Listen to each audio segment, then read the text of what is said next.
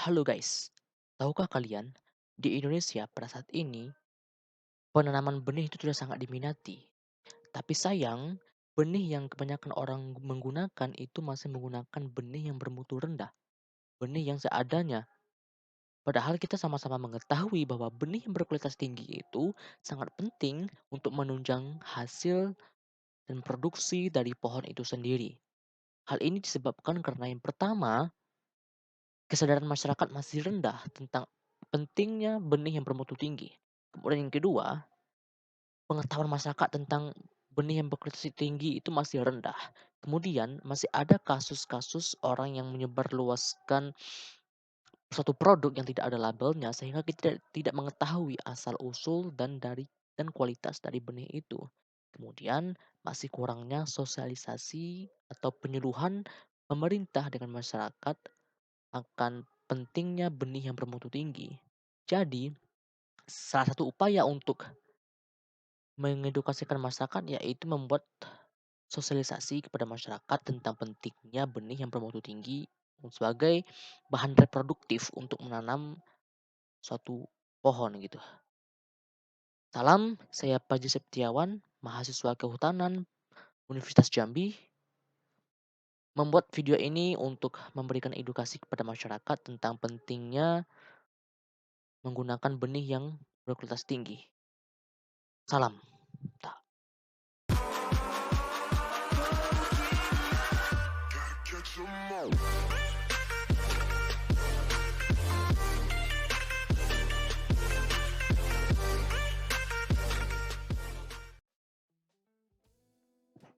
Halo. Nah, sebelum saya menjelaskan bagaimana caranya mengumpulkan benih yang bermutu tinggi, saya akan menjelaskan pengertian benih terlebih dahulu supaya paham benih itu apa sih? Kenapa sih kita harus mengumpul benih itu supaya berkualitas tinggi? Nah, benih itu adalah bahan reproduktif tanaman. Kemudian benih itu beradaptasi dan berevolusi dengan lingkungan untuk mengoptimalkan banyak relung pada ekosistem. Jadi dengan bahasa sederhana itu, benih itu berfungsi sebagai memperbanyak tanaman yang diambil dari biji yang telah diseleksi sedemikian rupa dengan berbagai prosedur yang ada gitu. Nah, teman-teman semuanya, benih ini mempunyai beberapa tipe. Nah, perlu kita tahu bersama bahwasanya ada namanya benih ortodoks, ada benih rekalsitran, dan terakhir ada benih semi rekalsitran. Nah, di mana di antara ketiga benih tipe-tipe benih ini mempunyai karakteristik tersendiri. Saya ambil contoh benih ortodoks. Benih ortodoks ini dapat dijemur di bawah sinar matahari secara langsung dan mempunyai daya simpan yang lama dibandingkan dengan rekalsitran karena benih ortodoks ini mempunyai karakteristik sebaiknya kadar airnya lebih kurang dari 5%.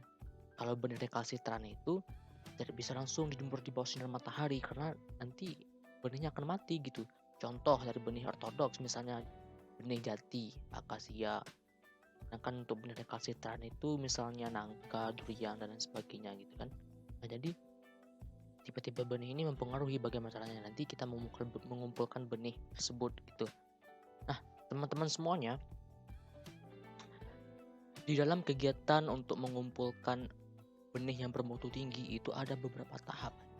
Yang pertama bisa kita lihat ada yang pemilihan pohon benih. Nah, yang pertama kita pilih dulu pohon benih yang misalnya yang kira-kira sumber benihnya itu yang terbaik. Kemudian setelah itu kita kumpulkan dengan teknik-teknik tertentu, misalnya bisa langsung diambil dari pohonnya atau kita petik dari tanah gitu. Kemudian kita simpan. Setelah itu kita jemur, kemudian kita kemas, kita simpan lagi, terus kita lakukan pengujian ya. Yang penting itu pengujian. Setelah pengujian, kita lakukan penyemaian, lalu kita tanam kembali dan itu terus siklus dari mengumpulkan benih yang bermutu tinggi. Tapi pada video kali ini saya hanya menjelaskan dua metode, dua siklus saja. Yang pertama yaitu pemilihan sumber benih, kemudian bagaimana cara mengumpulkan benih dan apa saja sih yang harus diperhatikan ketika ingin mengumpulkan benih yang tinggi gitu kan. Nah, teman semuanya, sumber benih itu secara umum ada 4. Sumber benih untuk kita dapatkan benih yang bermutu tinggi itu ada 4. Yang pertama ada yang namanya kebun benih kemudian ada areal produksi benih, ada tegakan benih, dan ada pohon benih. Nah, lalu timbul pertanyaan kan, oh dari keempat sumber benih ini lalu yang bagus yang bagaimana? Nah, tergantung juga. Nah nih, kalau saya kutip dari International Center for Research in Agroforestry dan Windrock International, di sini menjelaskan bahwa sumber benih yang terbaik itu ada di kebun benih. Karena di kebun benih itu pohon sudah terpilih dan teruji, asal usulnya jelas gitu kan, mutu benihnya tinggi jika dibandingkan dengan pohon benih. Kemudian disusul oleh areal produksi benih, tegakan benih, dan pohon benih. Nah, pada video ini saya menjelaskan tentang bagaimana caranya mengambil sumber benih dari pohon benih. Karena untuk mendapatkan benih dalam waktu yang singkat ya untuk saat ini ya pohon benih. Ya kita fokuskan pohon benih. Karena kebun benih jelas, asal usulnya jelas, mutu pohonnya jelas. Nah, bagaimana kalau pohon benih gini yang mutu benihnya sedang? Nah, bagaimana caranya kita memilih supaya pohon benihnya itu bermutu tinggi kan? Nah, teman-teman semuanya, kita langsung saja. Yang pertama, pemilihan pohon benih. Nah, bagaimana cara sebaiknya menentukan pohon benih gitu kan? Nah, perlu kita ketahui yang pertama, kita harus pilih pohon benih pada tegakan yang baik dan seragam. Nah, misalnya gini, ada beberapa pohon kan? Ada beberapa pohon. Nah, ini contohnya saya bikin gambarnya. Nah, ini. Nah, ini ada contoh A dan ada contoh B. Nah, jika ada kita bertemu dengan kayak gini, kita harus memilih tempat yang baik seperti ini karena jangan kita terkecoh karena lingkungannya baik, terus kita tidak memperhatikan dari genetik pohon itu bagus apa tidak gitu. Genetik itu juga penting itu karena genetik itu dapat mempengaruhi dari kualitas benih itu sendiri. Nah, jadi kita pilih tempat yang baik, yang seragam. Nah, kemudian yang kedua, pilihlah pohon terbaik dari tegakan pohon tersebut. Nah, misalnya gini. Misalnya gini ya. Misalnya ada beberapa pohon A, B, C, D, dan E kan. Nah, kita harus pilih pohon terbaik dari tegakan pohon ini.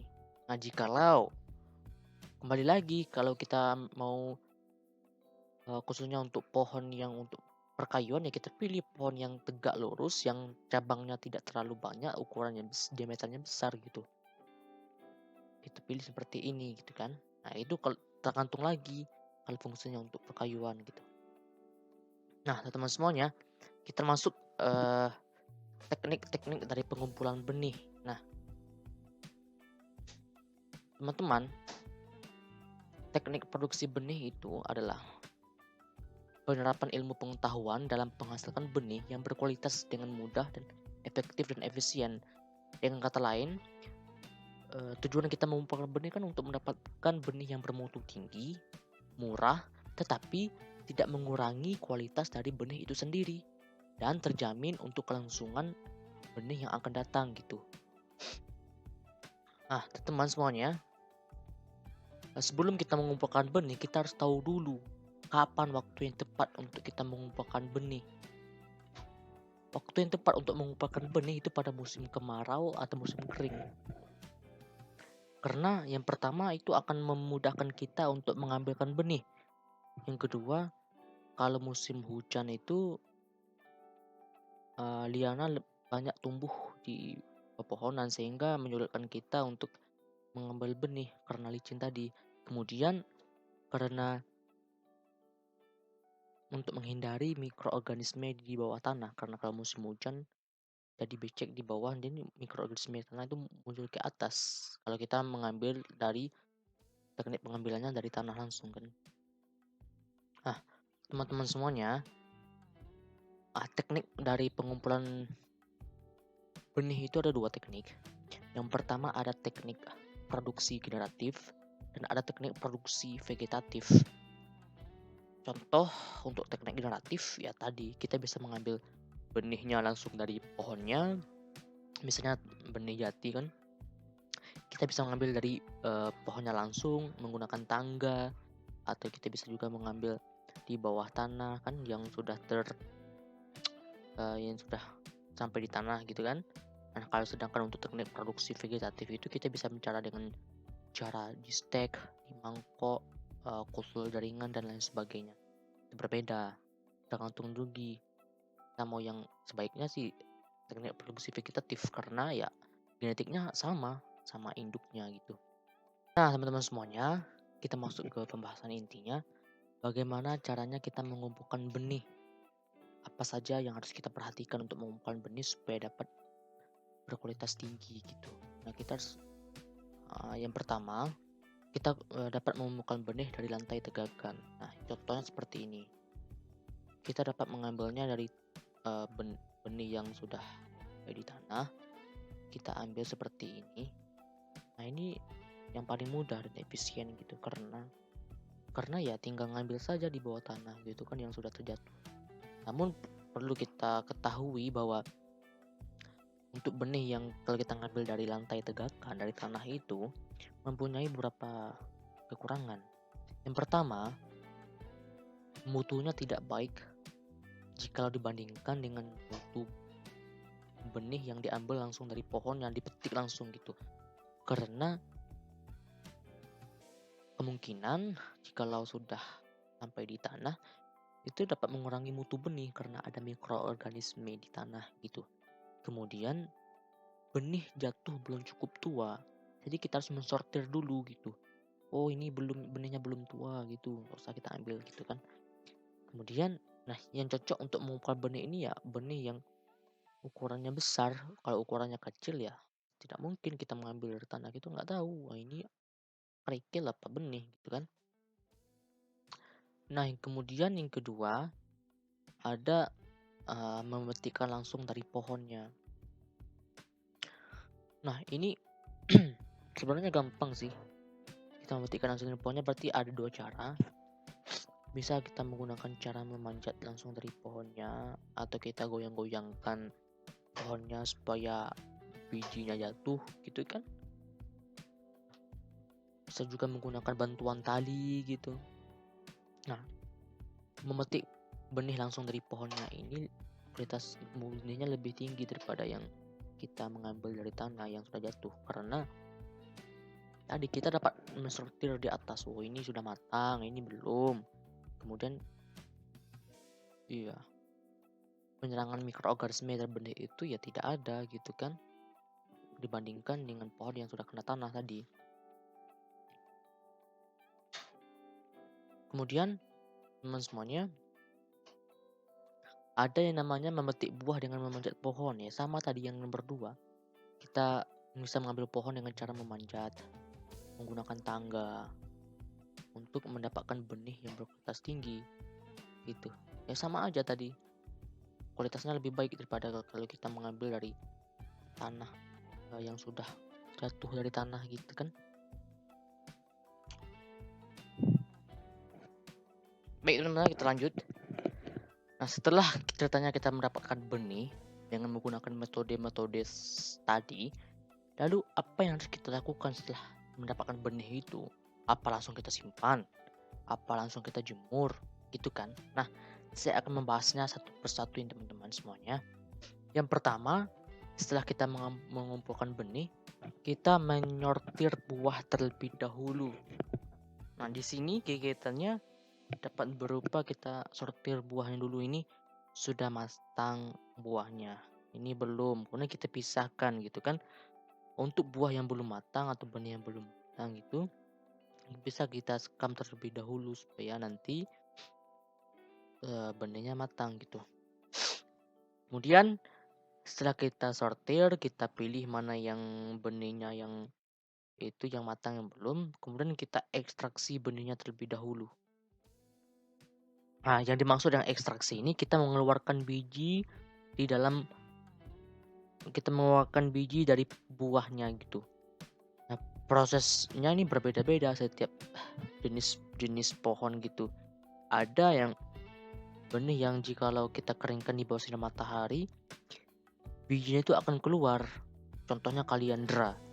Dan ada juga jenis pohon yang harus dipukul-pukul terlebih dahulu, harus kita cuci terlebih dahulu, harus kita sekam terlebih dahulu, tergantung tergantung lagi dari jenis, eee, buahnya itu. Kemudian setelah kita keluarkan biji dari buahnya, atau dari polongnya, kita melakukan pembersihan benih.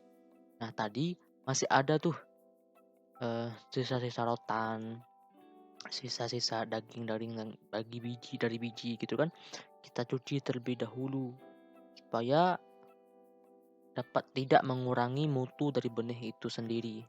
Kemudian, nah ini faktor penting, setelah kita sortir, kita pisahkan mana yang baik, mana yang tidak, mana yang matang, mana yang belum, kemudian kita keluarkan bijinya, ya kan.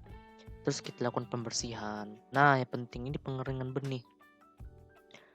Yang perlu kita ketahui bahwa ada dua jenis buah kan, ya tipe tipe benih kan. Ada yang ortodoks dan ada recalcitrant kan. Nah, untuk tipe benih yang ortodoks itu nggak apa-apa kita jemur di bawah sinar matahari secara langsung antara 2 sampai 3 hari. Karena tipe dari benih ortodoks ini ya harus kadar airnya rendah sekitar 5%. Itu jangka waktu penyimpanan itu lama gitu sampai 1 tahun. Nah, jikalau dibandingkan dengan benih yang sifatnya recalcitrant itu tidak dapat langsung dijemur di bawah sinar matahari. Malahan kalau kita jemur di bawah sinar matahari secara langsung itu dapat mengurangi mutu benih, benihnya itu tidak dapat tumbuh gitu. Contohnya dari kalau benih yang ortodoks itu jati, gemelina, kasia. Kalau untuk yang recalcitrant itu nangka, durian, dan lain sebagainya gitu kan. Itu tadi. Nah, setelah kita lakukan pengeringan, lalu kita simpan benih itu. Nah, tadi. Nah, untuk penyimpanan benih itu tergantung lagi dari tipe-tipe benihnya. Tadi kan sudah saya jelaskan bahwa kalau untuk tipe benih yang ortodoks itu, kita dapat menyimpannya sampai 1 tahun.